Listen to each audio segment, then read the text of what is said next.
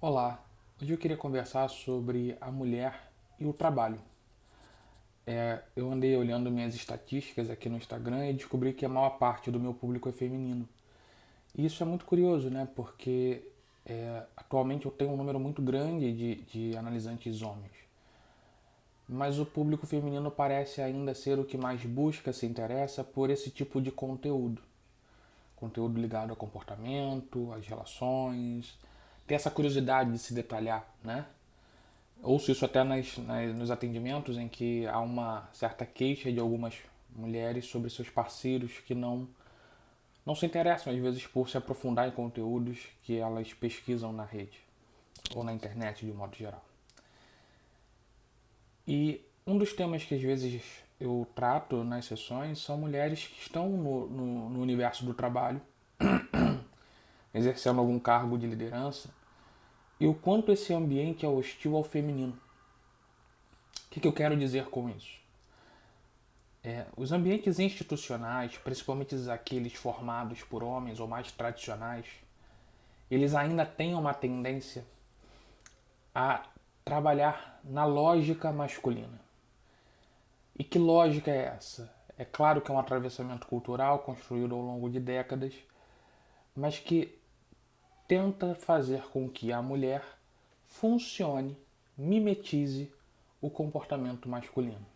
E uma das coisas que eu já ouvi são mulheres que tomam anticoncepcional para que não menstruem, assim não tenham TPM, não tenham nenhum tipo de mal-estar durante o trabalho. Projetos pessoais que são sempre adiados, como casar, engravidar, lua de mel, férias, e que acabam tendo essa renúncia ao universo feminino para serem produtivas, para trabalharem, para poderem ser executivas. Inclusive tem a dissertação de mestrado do Lucas Lima, da FGV, em que ele fala sobre isso, né? Que as mulheres precisam, para ocupar cargos de liderança, elas acabam por reproduzir comportamentos e atitudes consideradas masculinas. E isso é preocupante porque no mundo atual, no século XXI, cada vez mais a gente percebe que essa lógica masculina ela vai se tornando obsoleta, infrutífera, né? Contraproducente. E que mecanismos, estratégias que tragam uma lógica feminina, que tolerem a renúncia, que tolerem a não potência, porque a gente ainda associa muito potência ao masculino, né? Virilidade. Como ser viril sendo mulher? O que seria uma mulher viril? São questões que eu acho que são importantes para a gente pensar as relações domésticas, as relações de trabalho, a importância da gente entender que não existe separação de vida pessoal e vida profissional. Isso é um discurso, uma narrativa que já ficou para trás, né? Tem, claro, empresas que ainda pensam assim ou reproduzem esse discurso, mas hoje muitas que estão querendo avançar compreendem que essa ideia ela é uma ficção que também dialoga com o universo masculino, como se o homem fosse capaz de deixar a família dele em casa e se dedicar exclusivamente ao trabalho, com uma racionalidade, com uma frieza, enquanto as mulheres seriam mais sensíveis e teriam essa dificuldade de separar as coisas. O que antes era visto como uma pseudo-crítica, um pseudo-problema, é obviamente fundamental para os tempos de hoje.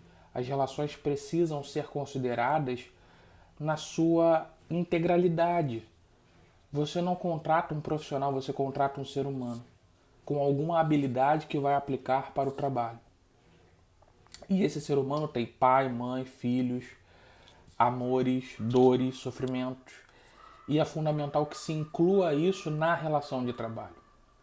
Por isso que pensar a mulher e o trabalho é importante para gente que não está nesse universo também, que não está numa empresa, que não está num escritório, que não está numa instituição, porque isso vai impactar as relações amorosas, as famílias, a relação com os filhos. Como uma mulher independente financeiramente, que decide, por exemplo, ser mãe, que não tem um parceiro, vai conciliar a maternidade com o trabalho se ela reproduzir essa lógica masculina e achar que tem que separar 100% vida pessoal de vida profissional?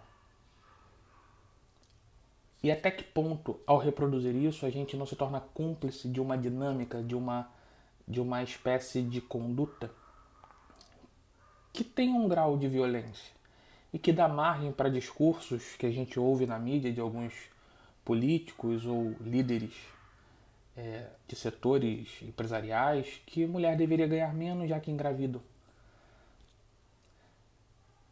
Jorge Forbes nos alerta que a mudança que nós estamos vivendo de Terra 1 para Terra 2, ela não vai parar, ela não vai ser complacente com esse tipo de conduta, e essas empresas tendem a sofrer mais se mantiverem esse perfil, se não se atualizarem, se não derem margem para que haja um discurso novo, ou pelo menos renovado, em que essas mulheres possam ser mulheres, que elas possam ter suas TPMs, possam menstruar, possam engravidar, e que isso seja parte do universo do trabalho, sem que cause estranheza ou mal-estar. Tenho pacientes grávidas ou mães recentes que sempre, todas elas, relatam aquela angústia em relação, por exemplo, ao tempo de licença maternidade, tanto por ser muito curto, como por uma cobrança muito grande interna de ter que voltar logo e mostrar que é eficiente. Até quando a gente vai fingir que isso não existe ou achar que isso é normal, naturalizar? Existem outras formas de exercer a maternidade, existem outras formas de exercer o trabalho, e existem formas muito mais produtivas, felizes até, de ser mulher e de receber as mulheres no mercado de trabalho, no universo, no campo do trabalho. Nós temos experiências em outros países que são muito diferentes. Licenças maternidades de 1 ano, 1 ano e meio. Possibilidade de uma mulher sim ser líder a seu estilo e não tendo que reproduzir uma lógica muitas vezes que é machista e não masculina. Essa é uma discussão que envolve autorizar a mulher a ser mulher, independente do espaço que ela ocupe. Que ela não precise fingir ser outra coisa, que ela não precise reproduzir uma lógica, um comportamento masculino para ter respeito. E sim que ela possa ser respeitada na sua condição feminina. E a gente expande isso quando a gente pensa que nem todo homem também vai reproduzir essa lógica macho-alfa e que não precisa reproduzir essa lógica macho-alfa. Porque esses papéis de homem e mulher, eles não são reduzidos a um comportamento. Cada um é homem, cada uma é mulher à sua maneira. Por isso que a gente não pode reduzir a potinhos, a caixas e tentar achar que um modelo é o certo e todos os outros são errados. Me diz o que você acha, conversa comigo, você que é mulher, qual a sua experiência com o trabalho, com ser mulher no trabalho? Queria saber mais. Até o próximo vídeo. Tchau.